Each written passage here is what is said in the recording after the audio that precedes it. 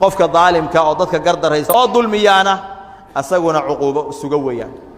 waxa ka dhacday dhinacan koonfurta dhulkan wixii afgooyiya ka shisheeya oo beeraleyda ah qiso dadkii xogogaalka ahaa ay ii sheegeen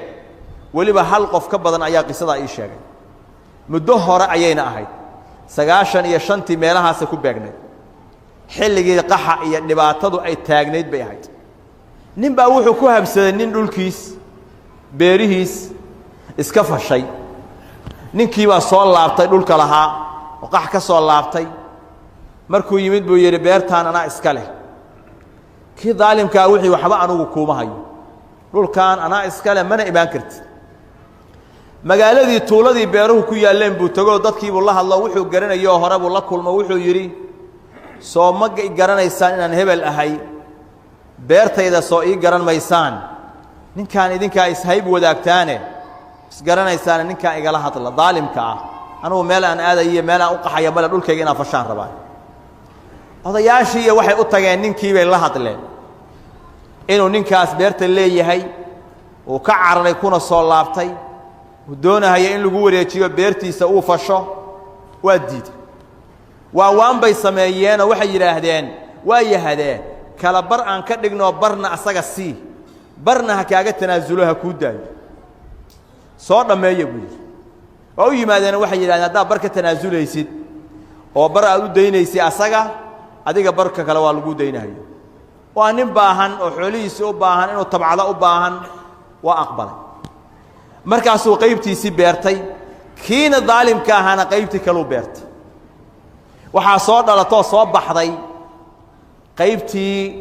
ninkii xaq lahaa si fiican bay u soo dhalatay waana u mira dhashay qaybtii kale markay soo baxday iska gubataba kii daalimka ahaa wuxuu yiri waxa ii muuqata ninkaan inuu isixray oo sixir uu ii maleegay oo beertaydu sida ay ku gubatay intuu yimid xabad soo qaato shan xabad ku dhiftay dil buu ugu dar xaqiisii buu qaatay dilna waa ugu dar markuu dilay ayuu yiri hal qaado baqtigiisa hal xabaabo magaaladuna ka aad dadkii waa qaadi waayeen ninkii dhulkii waa laga rujin waayay sayba u tageen waxay ninkana waa qaadi weeyeen dhaqaajin laana soo laabto wuxuu yiri see u hadlaysaan see u qaadi weydeen ana idin la qaadaya keena markuu qabtay waa fududaadaba godkii markuu geeyay ayuu yiri soo dhiiba gudahan galayaa gudihii markuu galay oo saa u dhex istaagay oo meydkii saa u dhigay gudaha ayuu ku dhigay dhab oo qabsaday ninkii cabaad buu ku dhiftay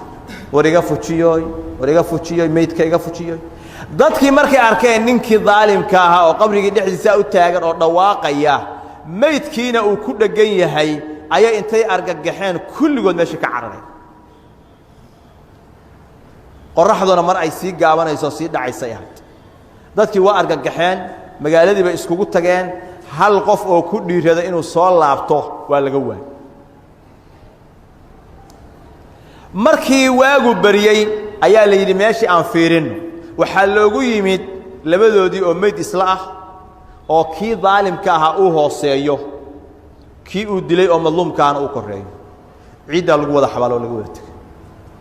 عقوبة قفك ظالم كأ أحيانا وحي يقول إيمانا يسا أصغر نول أيو السلع ودمانا هاي مر مال كيسي جليسة مر عافمات كيسي جليسة مصائب كلا دوان باكو عايز